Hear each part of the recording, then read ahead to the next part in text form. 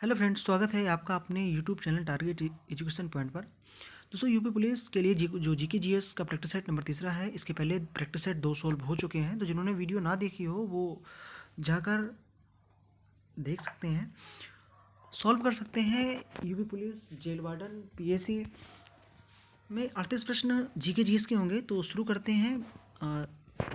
आज का पहला प्रश्न कि ठोस पदार्थों में ऊष्मांतरण और ऊष्मा हस्तांतरण की प्रक्रिया को किसके रूप में जाना जाता है? तो इसका जो राइट आंसर हो जाएगा वो डी हो जाएगा, यानी चालन। अगला प्रश्न कहता है कि फ्रैंक व्हिटल द्वारा निम्न में से किसका आविष्कार किया गया? तो इसका जो आविष्कार है वो डी यानी जेट इंजन के द्वारा किया गया। अगला प्रश्न, सर्वोत्तम विद्युत चालक है तो किसमें होगा? तो वो चांदी में है, इज द राइट आंसर। अगला प्रश्न है कि जातक कथा किससे संबंधित है? तो ऑप्शन इसका ए हो जाएगा, यानी गौतम बुद्ध से। अगला प्रश्न कि प्रसिद्ध ग्रंथ रामायण के रचयिता कौन है? तो इसके जो जो रचयिता है वो सी यानी वाल्मीकि है। अगला प्रश्न कि निम्नलिखित में से कौन सा तत्व एक अधातु है जो कक्षीय तापमान पर द्रव अवस्था में रहता है? तो इसका जो आंसर हो जाएगा वो बी हो जाएगा, यानी ब्रोमीन। अगला प्रश्न, CH3COOH CH3COOCH2CH3 ये किसका सूत्र है? तो ये है, इसका जो राइट आंसर हो जाएगा वो सी हो जाएगा, यानी एथेनोएट का।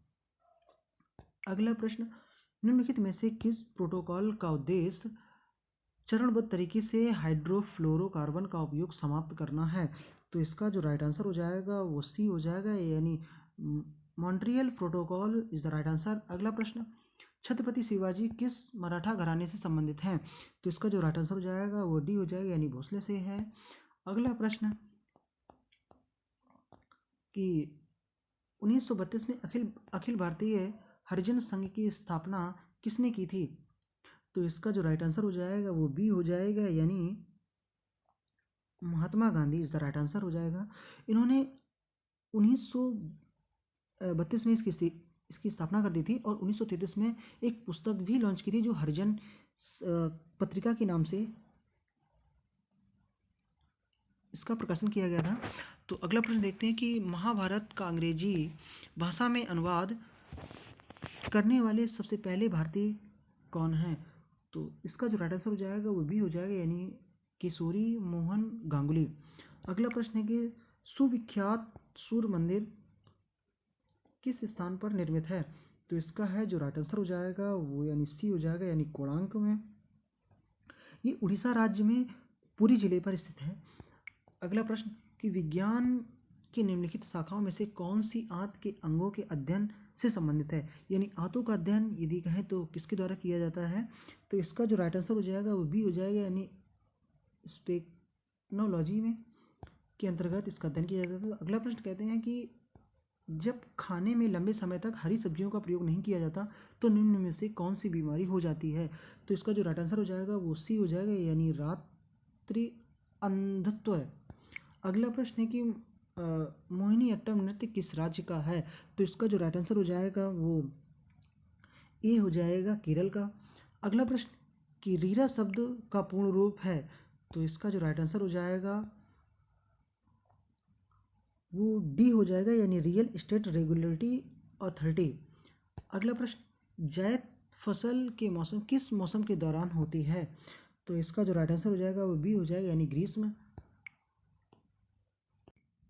अगला प्रश्न, भारत का सबसे बड़ा गन्ना उत्पादक राज्य कौन सा है? तो इसका जो राइट आंसर हो जाएगा वो सी हो जाएगा, यानी उत्तर प्रदेश। अगला प्रश्न,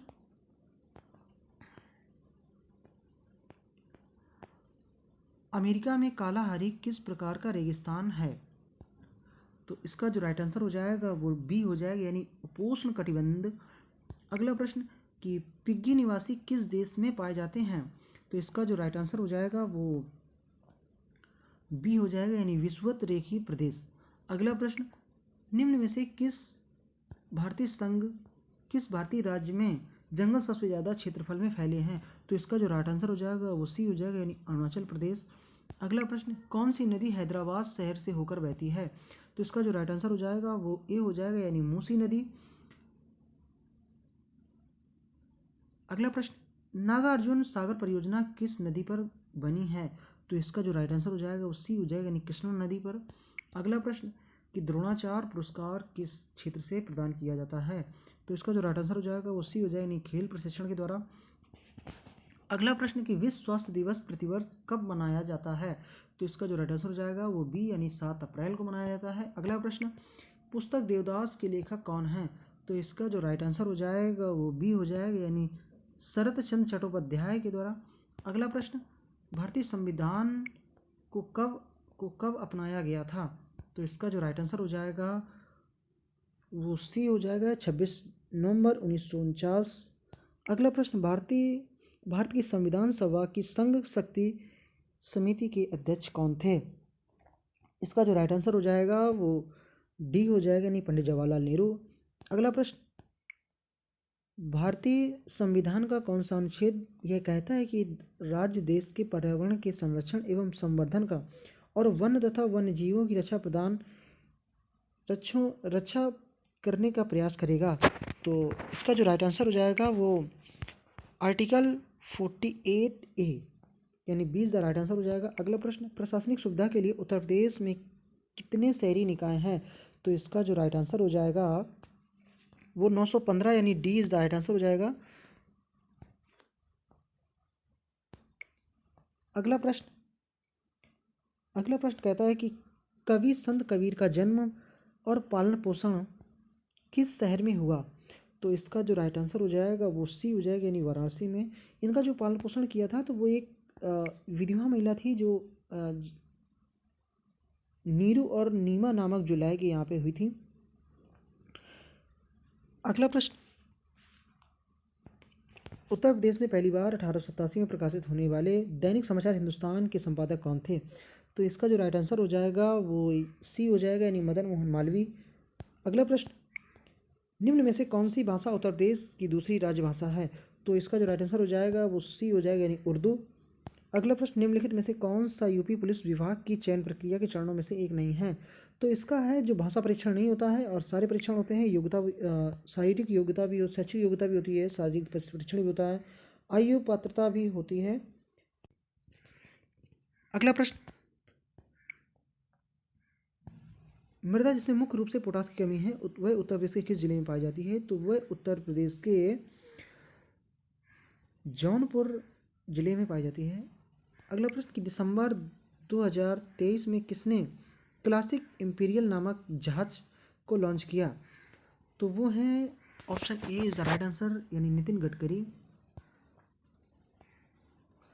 अगला प्रश्न, दिसंबर 2023 में आए चक्रवात मिचाओं का नामकरण किस देश ने किया? तो इसका जो राइट आंसर हो जाएगा वो सी हो जाएगा, यानी म्यांमार। अगला प्रश्न है कि दिसंबर 2023 में दुनिया के पहले अफोर्डेबल हॉस्पिटल का अनावरण कहाँ किया गया? तो इसका जो राइट आंसर हो जाएगा वो डी, यानी हरियाणा में होगा। तो आज के 38 क्वेश्चन कंप्लीट हुए। तो वीडियो कैसी लगी कमेंट बॉक्स में ज़रूर बताएं और आपका स्कोर कितना रहा वो भी बताएं।